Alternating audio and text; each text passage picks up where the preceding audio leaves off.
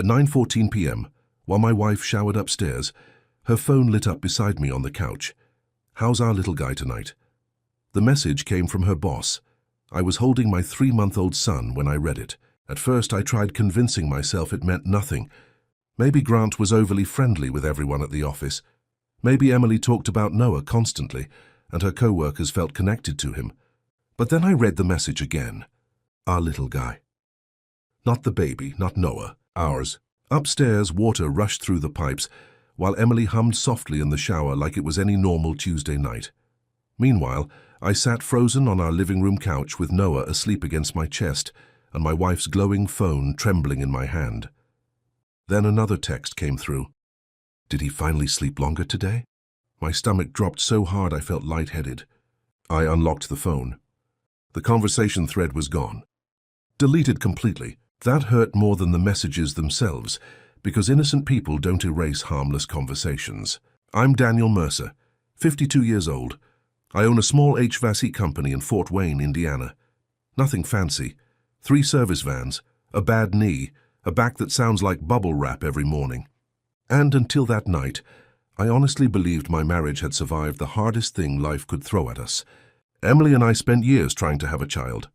Failed IVF rounds, doctor visits in Indianapolis, hormone injections, empty savings accounts, nights where she cried herself to sleep believing her body had failed her. When Noah was finally born 3 months earlier, I thought we'd made it through the storm together. Turns out the storm had just changed shape.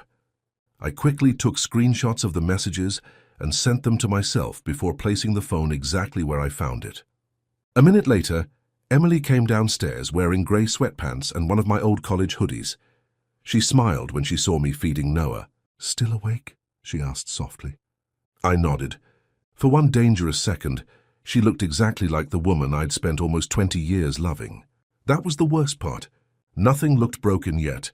Later that night, after Emily went to bed, I sat alone in the kitchen staring at those screenshots while Noah slept beside me in his little rocker.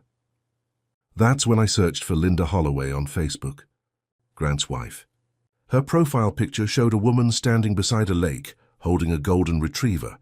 She looked normal, kind, like somebody who baked casseroles for church fundraisers. I hovered over the message box for almost a full minute. I still could have stopped, still could have pretended I never saw anything. But then Noah stirred beside me, making that tiny, sleepy sound babies make, and something inside me hardened. I sent her the screenshots. Underneath them, I typed 6 simple words. You deserve to know the truth. If you've ever sat in silence while your whole life quietly changed around you, subscribe to the channel. Some stories aren't entertainment. They're survival. 30 minutes later, my doorbell rang. When I opened the front door, a woman stood there wearing jeans, white sneakers, and a navy sweatshirt. Mascara streaked beneath her eyes. In one shaking hand, she held an iPad. "I'm Linda Holloway," she said quietly, "and I think we've both been lied to." Behind me upstairs, Emily was still humming while blow-drying her hair. For a second, neither of us moved. Then Noah started crying in my arms, and somehow that made everything feel horrifyingly real. I stepped aside and let Linda in. The kitchen lights felt painfully bright as I warmed another bottle for Noah. Linda stayed near the table at first, like she wasn't sure she belonged inside another woman's home. Finally, she slid the iPad across the table toward me. "I found more," she whispered. I expected a few messages. Maybe hotel receipts. Maybe flirtation. What I found instead was an entire second relationship hidden beneath my marriage. Thousands of messages, photos, fake conference bookings, inside jokes, conversations about Noah. That part nearly broke me. Not the cheating itself. The intimacy. Grant wasn't some random mistake. He knew details about my son's sleep schedule. Emily sent him pictures from our living room while I was probably out fixing somebody's furnace. One message made my hands physically shake. "Daniel still thinks Noah looks exactly like him." I stared at those words while Noah drank his bottle peacefully in my lap. Linda looked exhausted. "I found out 3 months ago," she admitted softly. I looked up immediately. "You knew?" "I suspected longer than that. Then why stay?" The question came out harsher than I intended. But Linda didn't get angry. She just glanced around the kitchen quietly. The baby bottles drying near the sink. Family photos on the refrigerator. Noah's stroller by the garage door. Then she said something that shut me up completely, because after 30 years with somebody, leaving doesn't just mean losing a marriage. You lose the version of yourself that existed beside them. That hit me hard because I understood it instantly. Around midnight after Linda left, I walked upstairs carrying Noah against my chest. Emily was already asleep, one arm wrapped around my pillow. Peaceful, safe, like the woman who used to hold my hand during fertility appointments and cry into my shoulder after failed treatments. I stood there staring at her in the dark, wondering how two completely different versions of a person could exist inside one body. The next morning, she kissed my cheek while making coffee like nothing had happened. And while she packed her work bag, I secretly ordered a DNA test kit from my phone. People think betrayal explodes all at once. It doesn't. Most of the time, it seeps into your life slowly. Every conversation starts sounding suspicious. Every smile feels rehearsed. Every late-night phone call becomes another unanswered question. The DNA kit arrived 3 days later, in a plain brown box sitting beside a Costco formula delivery. Emily carried it inside without even glancing at the label. "More HVAC stuff?" she asked casually. "Something like that," I muttered. That lie stayed with me afterward. I'd never really lied to her before. Not seriously. The next 10 days became torture. So I stopped sleeping properly, stopped focusing at work. One afternoon, I nearly backed my van into a mailbox because I caught myself staring at a father pushing a stroller outside a Dairy Queen. That became my life, random moments ambushing me out of nowhere. At night, Noah still fell asleep on my chest during Colts games, still made those tiny little dinosaur noises babies make at 4 in the morning, and every time I looked at him, I felt two things at once: love and fear. One night around 1:30 a.m., I sat alone downstairs feeding him while rain tapped softly against the windows. The kitchen smelled like formula powder and old coffee. Noah looked up at me with those huge eyes, completely trusting me. And suddenly I started crying. Not loudly.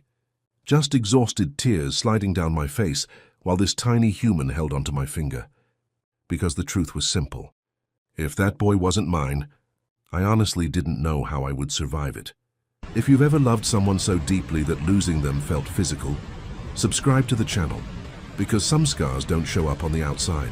3 days later, the DNA results finally arrived. I couldn't open the DNA results at home, so I drove 40 minutes and parked outside a Dairy Queen just off Interstate 69, with the heater blasting against the Indiana cold. My hands shook opening the envelope. Country music played softly through the radio, while teenagers carried trash bags across the parking lot outside. Then I saw it.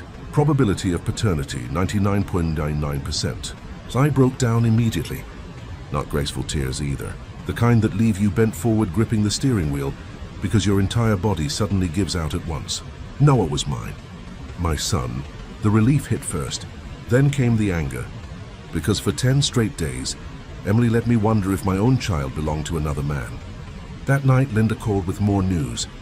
Grant was under investigation at work for fake expense reports and missing company money. Apparently, auditors had already started digging. A week later, everything collapsed at a hospital charity gala in Indianapolis. Emily stood beside Grant smiling in a ballroom full of executives while he accepted some leadership award. Then the auditors approached him publicly, and I watched the confidence drain out of his face in real time. The final blow came when I played the recording of him offering me money to stay quiet. Suddenly, the polished businessman everybody admired looked exactly like what he really was. Small, Emily cried that night. Apologized. Said she still loved me. Maybe part of her did.